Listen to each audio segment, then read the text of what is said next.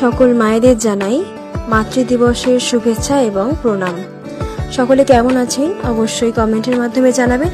আজকে মাতৃদিবস, তাই ভাবলাম মাকে দিয়েই প্রথমে শুরু করি আজকের ভিডিওটা। এখানে রান্না বান্না বসে গেছে, আলু কাটা হয়ে গেছে আর আগেই চচ্চড়ি বসানো হয়ে গেছে এই যে, আর তার পাশেই বসেছে ভাত।